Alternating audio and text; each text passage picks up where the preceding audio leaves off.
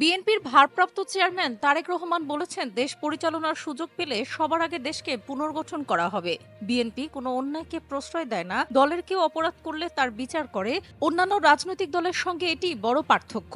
শনিবার যশোরে জেলা বিএনপির দ্বিবার্ষিক সম্মেলনে ভার্চুয়ালি যুক্ত হয়ে তিনি এসব কথা বলেন। এরকম আরও ভিডিও দেখতে এখনই সাবস্ক্রাইব করুন। বেলা ১১টায় জেলার ঈদগাহ ময়দানে এই সম্মেলন শুরু হয়। তিনি বলেন, অন্তর্বর্তী সরকারের প্রথম কাজ হলো একটি স্বচ্ছ নির্বাচন উপহার দেয়া। আমরা প্রত্যাশা করি যত দ্রুত সম্ভব তারা সেটা করবেন। এখন প্রধান কাজ হলো দল পুনর্গঠন করা, শক্তিশালী করা, ঘোষিত ৩১ দফা সংস্কার প্রস্তাব গ্রামে গ্রামে পৌঁছে দেয়া। স্বৈরাচারী সরকার দেশের সব প্রতিষ্ঠান ধ্বংস করে দিয়ে গেছে উল্লেখ করে তারেক রহমান বলেন, এখন আমরা সংস্কার প্রস্তাবের নামে বিভিন্ন ব্যক্তিকে বিভিন্ন কথা বলতে শুনছি। অবশ্যই যে যার মত প্রকাশ করতে পারেন। এখন ক্ষমতার ভারসাম্যের কথা শুনছি। অনেকে রাজনীতিতে গুণগত পরিবর্তনের কথা বলছেন। এগুলো হয়তো প্রয়োজন, কিন্তু যখন স্বৈরাচারী শাসক দীর্ঘ সময় ধরে রাষ্ট্র ক্ষমতা জোর করে দখল করেছিল, তখন রক্তচক্ষু উপেক্ষা করে বিএনপি ৩১ দফা প্রস্তাব এনেছে।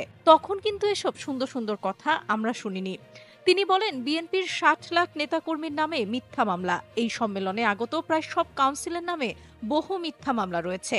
তা সত্ত্বেও বিএনপি ও আরও কিছু গণতান্ত্রিক রাজনৈতিক দল স্বৈরশাসকের রক্তচক্ষু উপেক্ষা করে রাজপথে লড়াই চালিয়ে গেছে। অসংখ্য নেতাকর্মী শহীদ হয়েছেন। বিএনপি দৃঢ়ভাবে বিশ্বাস করত, স্বৈরাচারের পতন হবে, তারা বিতাড়িত হবে। তারেক রহমান অতীতে রাষ্ট্র পরিচালনার কথা তুলে ধরে বলেন, বিএনপির কাছে দেশ ও জনগণই প্রধান অগ্রাধিকার। বিএনপি যতবার দেশ পরিচালনার সুযোগ পেয়েছে, মানুষের সমস্যার সমাধানের চেষ্টা করেছে।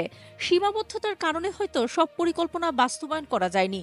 জনগণের সমর্থন নিয়ে আবার রাষ্ট্র পরিচালনার সুযোগ পেলে উৎপাদন বাড়ানো, শিক্ষা ব্যবস্থাকে দৃঢ়ভাবে গড়ে তোলা, নারীদের ক্ষমতায়ন, স্বাস্থ্য ব্যবস্থার উন্নয়নে মনোযোগ দেবে, যাতে চিকিৎসার জন্য মানুষকে বিদেশে যেতে না হয়। সম্প্রতি বিভিন্ন মহল থেকে বিএনপি নেতাকর্মীদের নানা কাজের সমালোচনার প্রসঙ্গ ইঙ্গিত করে তারেক রহমান বলেন, জনগণের সমর্থন করে না বিএনপি এমন কাজ না করার নীতিতে চলে।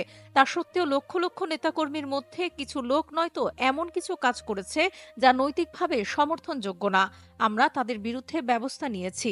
বিএনপি একমাত্র দল যারা এই অন্যায়কারী নেতাকর্মীদের বিরুদ্ধে ব্যবস্থা নেয়। যে কাজ সামাজিকভাবে গ্রহণযোগ্য নয়, তার বিরুদ্ধে আমরা ব্যবস্থা গ্রহণ করি।